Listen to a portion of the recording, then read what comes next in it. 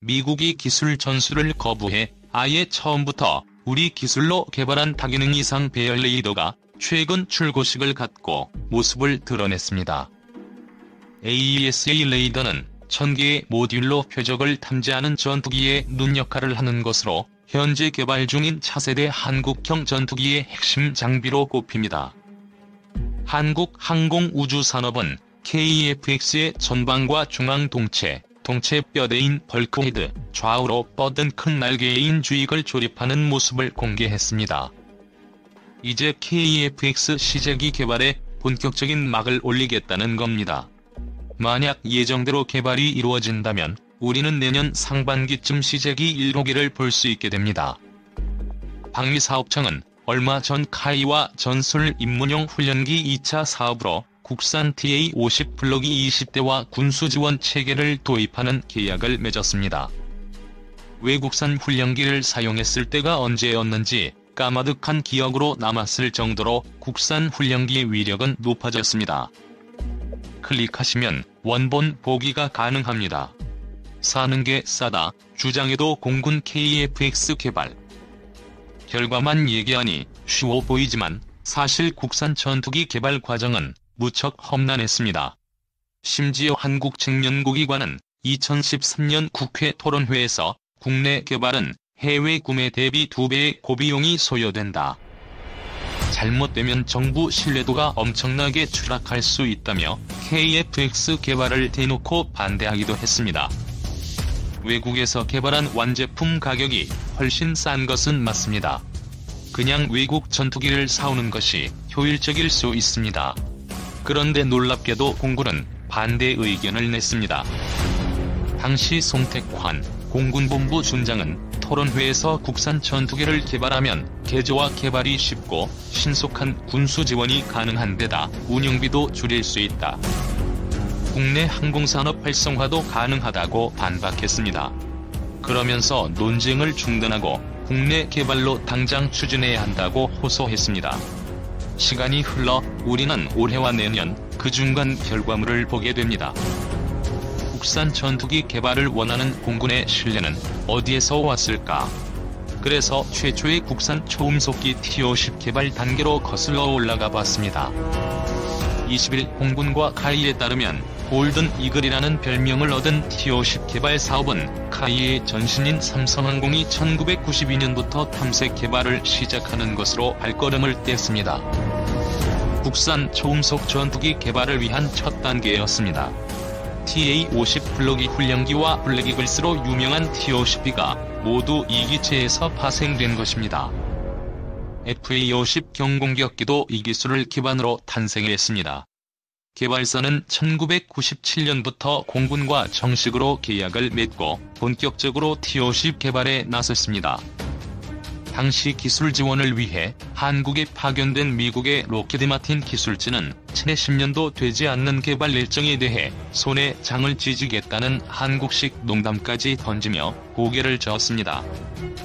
예산을 더 확보하든지 인원을 대폭 충원하지 않으면 일정을 맞출 수 없다고 호언장담했습니다.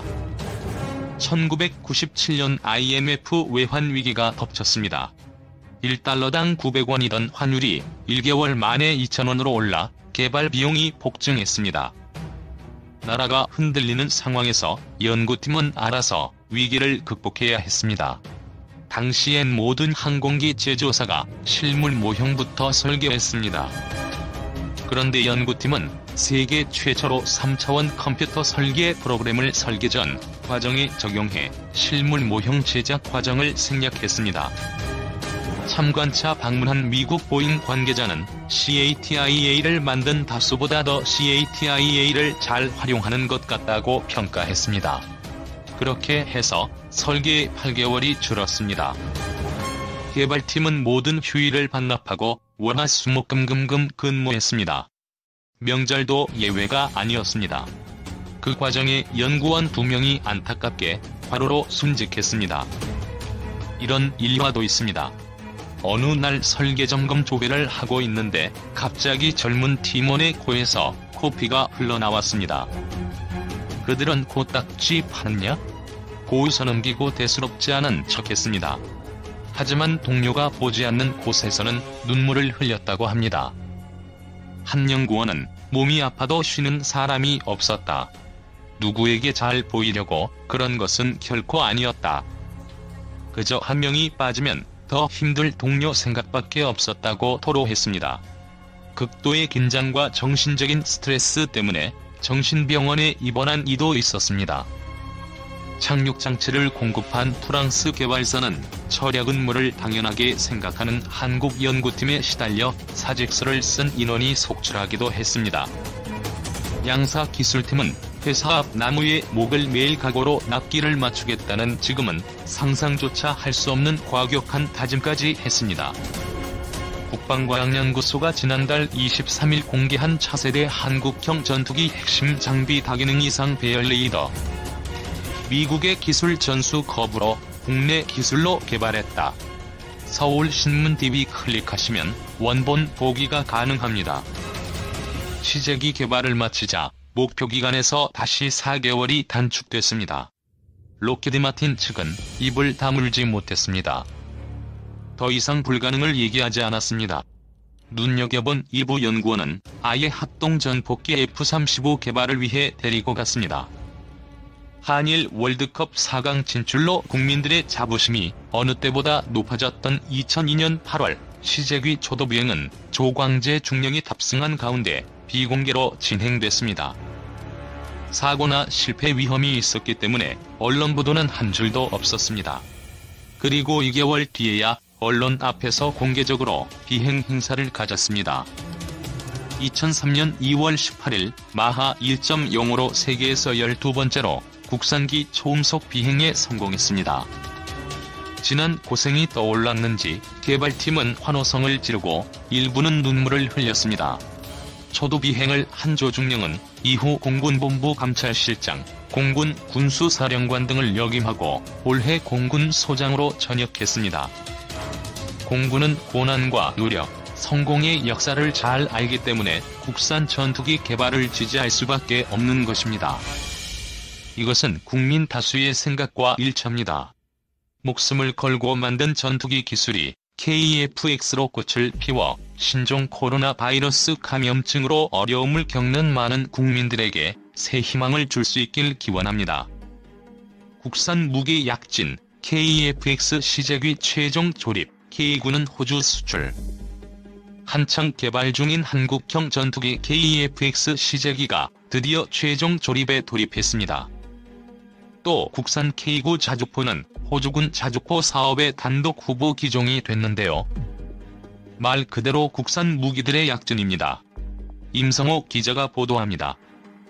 커다란 구멍 2개가 뚫린 구조물이 천천히 움직입니다. 나뉘어 있던 세 부분을 한데 모으자 전투기 형상을 갖추기 시작합니다. 국산 전투기 KF-X 시제 1호기로 이달부터 최종 조립에 들어갔습니다. 앞서 지난달엔 KF-X에 탑재할 AESA 레이더 국산 시제품도 성공적으로 출고됐습니다. 천여 개의 송수신 모델을 작동시켜 다수의 표적을 탐지해 전투기의 눈으로 불리는 핵심 장비입니다. 이처럼 KF-X 개발은 예정된 일정대로 속도를 내고 있습니다. KF-X 시제기는 내년 상반기 1호기 공개를 시작으로 일단 6대가 제작돼 한 대는 공동개발국인 인도네시아에 제공됩니다. 이후 5년간 체계 통합과 지상, 공중운용 시험 등을 거쳐 개발을 끝내고 양산에 들어갈 계획입니다. 호주에서도 낭보가 날아들었습니다. 국산 K9 자주포가 호주군 자주포 획득 사업의 우선 협상 대상으로 선정된 겁니다. 호주군은 자주포 30대, 탄약 운반 장갑차 10대 등을 사들일 예정인데 사업 규모는 1조 원가량입니다. K9 자주포의 최대 사거리는 40km, 분당 최대 8발까지 발사할 수 있어서 세계 최고 수준 자주포로 꼽힙니다. 이 때문에 2001년 터키를 시작으로 폴란드와 핀란드와 노르웨이, 최근엔 인도, 에스토니아 등 수출 대상국이 연일 늘고 있습니다. 대세는 6세대, 4.5세대 최강 전투기 KF-X 전력화 득과 실. 2021년 시제기 제작을 목표로 국내에서 개발 중인 KF-X. 이 전투기를 우리 군에 배치하는 문제를 놓고 전문가들의 견해가 엇갈리고 있다. KF-X는 개발비 8조 8만억 원을 들여 우리 공군의 노후 전투기를 대체하는 사업이다. 시제기 제작을 거쳐 2026년까지 F-16급 이상의 전투기 120대를 양산하는 일정이다. 예정대로 120대 모두 우리 군에 인도되면 약 9조 3천억 원의 추가 예산이 필요하다.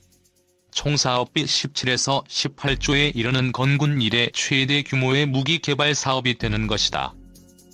지금까지 공개된 스펙만 놓고 보면 KF-X는 동급 최강 전투기로 불러도 손색이 없다. 당초 F-16을 능가하는 4.5세대 전투기 개발을 목표로 사업이 시작됐기 때문이다. 전투기의 세대 구분은 등장 시기와 주요 탑재 무장, 항공전 장비 등의 성능으로 나뉜다. 미국산 전투기로 한정할 경우 F-22, F-35 등 스텔스 성능을 가진 전투기가 5세대로 분류된다. 4세대급에선 현재 우리 공군의 주력 전투기인 F-15K가 최강으로 꼽힌다. F-15K를 하이급, F-16을 미들급 4세대 전투기라고 부른다. 군사 전문가들은 KF-X의 성능이 F-15K급을 상회할 것으로 예상한다. 전투기의 대표적 핵심 기술인 레이더와 항전 장비 기술이 진화하고 있고, 이러한 기술력을 바탕으로 제작된 장비들이 KF-X에 탑재되기 때문이다. 방산업계에 따르면 KF-X는 핵심 장비인 레이더 외에도 적외선 추적 장비, 전자광학 추적 장비, 통합 전자전 장비 등이 속수관성형으로 가고 있다. KF-X가 전 세계 비스텔스기 가운데 최고 성능을 가지고 있다는 평가가 나오는 이유이다. 문제는 미국, 러시아, 영국, 프랑스 등 기존 전투기 강국뿐 아니라 중국과 일본까지 6세대 전투기 개발에 역량을 집중하고 있다는 점이다. 이들 국가 모두 2030년대 6세대 전투기 개발을 완료한다는 일정이다. 이 시기가 되면 한반도 주변 영공은 중국, 러시아, 일본의 6세대 전투기가 휘젓고 다니게 된다. 4.5세대인 KF-X로는 공중전력 불균형이 불보듯 뻔한 일이다. 지난해 대구 공군기지에서 열린 제71주년 국군의 날 행사에서 F-35E 전투기가 활주로 위에 전시돼 있는 모습. 6세대 전투기 개발 어디까지 왔나? 지난 1월 국방기술품질원이 발간한 국방과학기술조사서를 보면 6세대 전투기들의 성능을 대략 가늠할 수 있다. 미국은 6세대 전투기에 극초음속 비행과 초음속 순항이 가능한 엔진을 탑재한다. 인공지능과 사이버전 대응 기술을 적용하고 공중에서 수십 대의 군집 드론을 지휘할 수 있는 기술도 적용될 예정이다. 러시아 역시 AI 기술, 극초음속 엔진, 레이저 무기 등을 탑재하는 6세대 전투기를 개발 중이다. 프랑스는 독일, 스페인과 함께 6세대 전투기 개발에 열을 올리고 있다. 지난해 10월 경기도 성남 서울공항에서 열린 서울국제항공우주 및 방위산업 전시회 세미나 세션에서는 6세대 전투기 개발 동향을 담은 발표문이 눈길을 끌었다. 방위사업청 임상민 사무관은 6세대 전투기 개발 및 전망이라는 굴에서 중국과 일본의 6세대 전투기 개발 동향에 대해서도 소개했다. 발표문에 따르면 중국은 지금의 J-20을, 일본은 F-1을 대체하는 6세기 전투기를 개발하고 있는데 이들 전투기 모두 AI 기술을 통해 상황인식과 판단 지원 능력을 발휘할 수 있으며 고속 네트워크를 이용한 협동교전 장비가 탑재된다. 전투기 강국들의 6세대 기체와 큰 차이가 없는 것이다. KX 전력화의 뜻과 실과 실 KF-X 전력화를 반대하는 측은 2030년대 한반도 주변 영공의 공중전력 불균형을 가장 큰 이유로 내세운다. 이미 투입된 개발비는 어쩔 수 없더라도 전력화까지 진행해 추가 비용을 들일 필요가 없다는 것이다.